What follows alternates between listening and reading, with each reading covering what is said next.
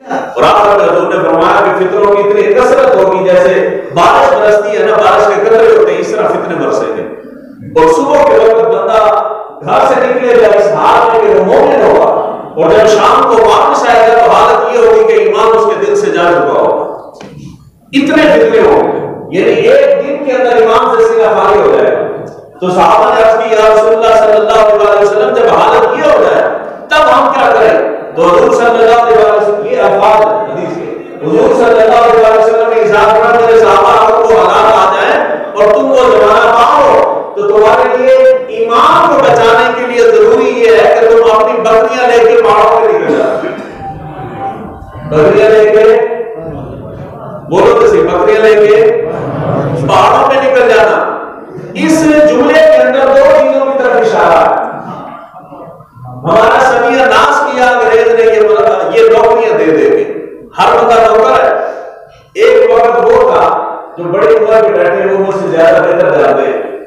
میں نے اپنے بچپن میں دیکھا اس زمانے میں یہ فوج والے یہ سرکاری ادارے ملازمت دینے کے لیے علاقوں میں گاؤں میں قصبوں میں آ کے کیمپ لگاتے تھے اور بندہ کوئی نوکری میں نہیں آتا.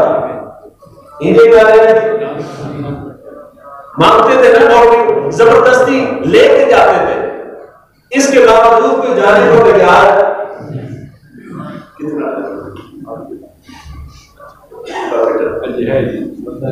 کوئی بندہ ملازمت پہ جانے کو تیار نہیں ہوتا تھا.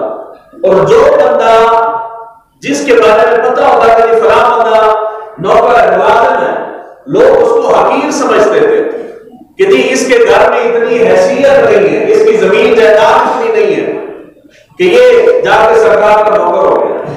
پھر وقت بدلا، ڈرامے دکھا دکھا کے ذہن ہی بدل گیا. جو چیز معلوم تھی اس کی تعریفیں کر کر کے اب وہ معلوم نہیں رہی، اب وہ خوب ہو گئی. تو اس ملازمت نے اور اس نوکری نے مروا دیا. حضور صلی اللہ علیہ وسلم نے یہ جو فرمایا نا کہ تم اپنی بکریاں لے کے پہاڑوں میں نکل جانا. جب میں بکریاں لے کے نکلوں گا تو نوکری کر سکتا ہوں؟ نوکری نہیں کر سکتا. بکریاں لے کے جب میں پہاڑوں پہ جاؤں گا اگر نوکری کروں گا تو پھر مجھے شہر آنا پڑے گا. شہر آ کے اگر میں نے 12 یا 8 گھنٹے گزارنے ہیں تو زندگی کا زیادہ حصہ تو یہاں گزر گیا، پہاڑوں میں کیا کرنے جاؤں؟ اشارہ اس طرف تھا کہ جب یہ وقت آ جائے اس وقت نوکری کے اوپر اپنی ذمہ داری کو، اپنے کاروبار کو ترجیح دینا، نوکری کو ترجیح اے اصل کا جس کی طرف کوئی بندہ نہیں آئے گا. ساری زندگی پڑھ پڑھ کے پاؤں گھسیٹ گھسیٹ کے جوتے ٹوٹ گئے، فائلیں اٹھا کے دفتروں کے بعد لائنیں لگا کے کھڑی ہے. تو کیا نوکری چاہیے؟ وہ اتنی تعلیم حاصل کر کے بھی اور تعلیم نے دیا کیا تمہیں کہ تم نوکر بننے کے لیے کھڑے ہو؟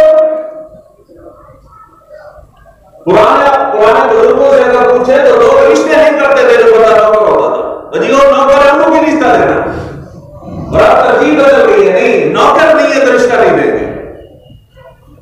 بیٹیاں بوڑھی ہو جاتی ہیں، لڑکے بوڑھے ہو رہے ہیں لیکن رشتہ نہیں دیں گے. جی نوکری ہونی چاہیے سرکاری. ایمان مقدم ہے ہر چیز کے اوپر کہ جب حالات یہ ہو جائیں ایمان بچانا مشکل ہو جائے تو پھر نکل جانا، پھر نوکری نہیں ہوگی، پھر جانور رکھ کے بھی.